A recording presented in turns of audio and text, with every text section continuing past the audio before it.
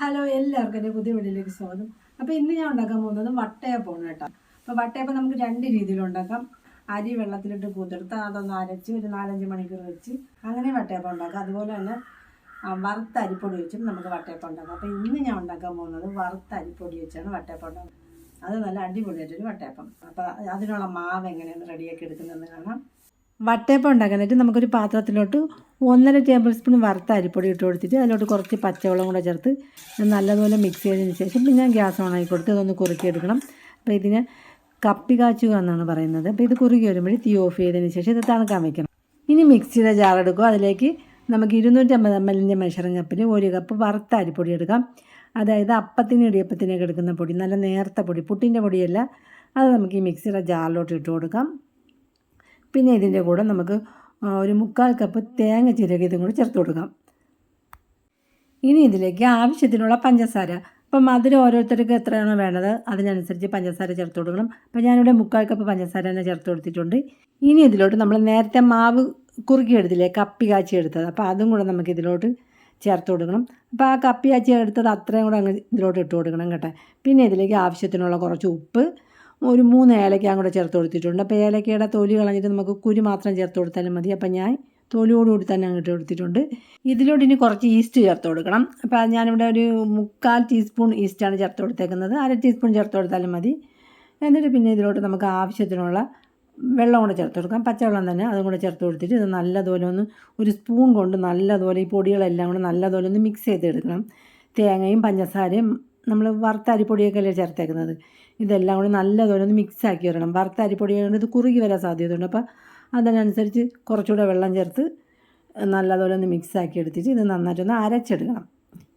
ഇപ്പോൾ ഇതെല്ലാം നമ്മൾ നന്നായിട്ട് ഈ സ്പൂൺ കൊണ്ട് നല്ലതുപോലെ ഒന്ന് മിക്സ് ചെയ്തെടുത്തിട്ടുണ്ട്. ഇനി ഇതൊന്ന് അരച്ചെടുക്കാം. അപ്പോൾ അങ്ങനെ ഇപ്പോൾ മാവ് അരച്ചെടുത്ത മാവ് നമുക്കൊരു പാത്രത്തിലോട്ട് മാറ്റാം. എന്നിട്ട് ഇത് ഒരു 4-5 മണിക്കൂറൊന്ന് പുളിക്കാനായിട്ടൊന്ന് മാറ്റി വയ്ക്കണം. ഇതാ മാവ് ഈ ഒരു പരുവത്തിലാണ് നമ്മൾ അരച്ചെടുക്കേണ്ടത്. ഇത്ര നമ്മൾ അപ്പത്തിനൊക്കെ അരച്ചെടുക്കില്ല, ആ ഒരു പരുവത്തിൽ അരച്ചെടുക്കണം. ഇനി ഇത് പുളിക്കാൻ വേണ്ടി നമുക്ക് ഒരു അടപ്പ് കൊണ്ട് അടച്ച് ഒരു 4-5 മണിക്കൂർ ഒന്ന് മാറ്റി വയ്ക്കാം. അപ്പോൾ 4-5 മണിക്കൂറൊക്കെ കഴിഞ്ഞപ്പോൾ നന്നായിട്ട് പുളിച്ചിതങ്ങ് പൊങ്ങി വന്നിട്ടുണ്ട്. ഇനി നമുക്കിതുകൊണ്ട് നല്ല വട്ടയപ്പം ഉണ്ടാക്കാം. നല്ല അടിപൊളിയായിട്ട് പൊങ്ങി വന്നിട്ടുണ്ട്. അപ്പോൾ ഇത് പതുക്കെ ഒരു സ്പൂൺ കൊണ്ട് പതുക്കെ ഇളകി കൊടുക്കണം. സാവകാശം ഒന്ന് ഇളകി കൊടുത്ത് നന്നായിട്ടൊന്ന് ഇതൊന്നും കൂടി നല്ലതുപോലെ ഒന്ന് മിക്സ് ചെയ്തെടുക്കണം. അങ്ങനെ അടിപൊളിയായിട്ട് നമ്മൾ വട്ടയപ്പത്തിനുള്ള മാവ് റെഡിയാക്കി എടുത്തിട്ടുണ്ട്. ഇനി ഇത് വെച്ച് നമുക്ക് വട്ടയപ്പം ഉണ്ടാക്കാം. അപ്പോൾ ആദ്യം നമുക്ക് അടുപ്പ് കത്തിക്കാൻ പറ്റണം. വട്ടയപ്പം ഉണ്ടാക്കാനായിട്ട് ഇഡ്ഡലി പാത്രത്തിൽ കുറച്ച് വെള്ളം തിളപ്പിക്കാൻ വെച്ചിട്ടുണ്ട്. വട്ടയപ്പം ഉണ്ടാക്കാനുള്ള മാവ് നന്നായിട്ട് പൊടിച്ച് ഒന്നിപ്പോൾ ഞാൻ അതൊന്ന് മിക്സ് ചെയ്തെടുത്തിട്ടുണ്ട്. ഇനി നമുക്കിത് പാത്രത്തിൽ ഒഴിച്ച് വേണം വട്ടയപ്പം ഉണ്ടാക്കാൻ. അപ്പോൾ അതിനൊരു സ്റ്റീൽ പാത്രത്തിൽ കുറച്ച് എണ്ണ തടവിയിട്ടുണ്ട്. അപ്പോൾ എണ്ണയോ നെയ്യോ ബട്ടറോ എന്തോണോ തടവാം. ഞാനിവിടെ കുറച്ച് വെളിച്ചെണ്ണയാണ് തടവിയിട്ടുള്ളത്. ഇനി നമുക്ക് വട്ടയപ്പം ഉണ്ടാക്കാനുള്ള മാവ് ഇതിലോട്ട് ഒഴിച്ച് കൊടുക്കണമേ. അപ്പോൾ ഈ പാത്രത്തിൽ നന്നായിട്ടൊന്ന് വെളിച്ചെണ്ണ തടവി എടുത്തിട്ടുണ്ട്. ഇനി നമുക്ക് ഈ മാവ് ഇതിലോട്ട് ഒഴിച്ച് കൊടുക്കാം.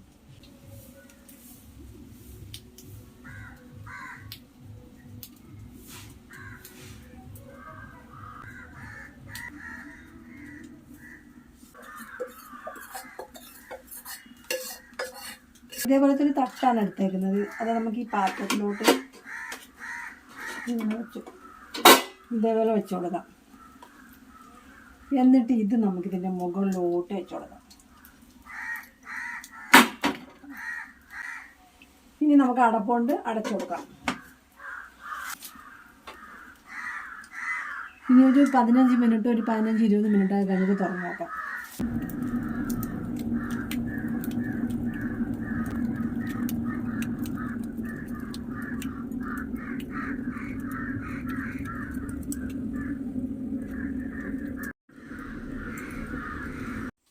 ഒരു 20 മിനിറ്റൊക്കെ കഴിഞ്ഞപ്പോൾ ഞാനൊന്ന് തുറന്ന് നോക്കി കേട്ടോ. അപ്പോൾ ഭംഗിക്ക് വേണ്ടി എൻ്റെ മുകളിലൊരു മുന്തിരിയൊക്കെ എടുത്ത് വെച്ച് കൊടുത്തിട്ടുണ്ട്. പിന്നെ ഇത് വെന്താന്ന് നോക്കാൻ വേണ്ടി ഒരു ഈർക്കിൽ വെച്ച് കുത്തി നോക്കിയപ്പം അതിൻ്റെ ഉൾഭാഗമൊന്നും വെന്തില്ല. പിന്നെ ഞാൻ അടച്ച് കുറച്ച് നേരം കൂടെ ഒന്ന് വേവിച്ചെടുത്തിട്ടുണ്ട്.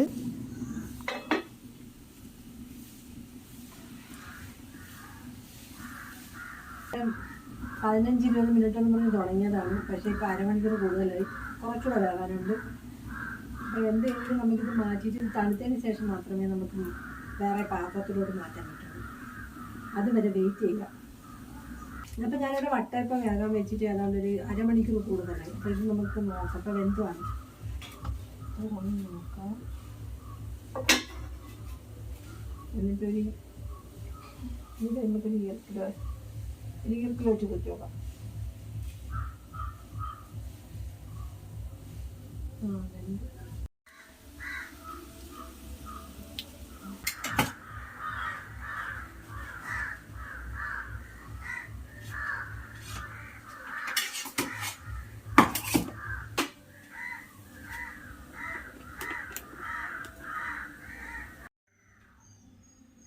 അപ്പം ഞാൻ വട്ടയപ്പം തണുത്തതിന് ശേഷം വേറൊരു പാത്രത്തിലോട്ട് മാറ്റിയിട്ടുണ്ട് കേട്ടോ.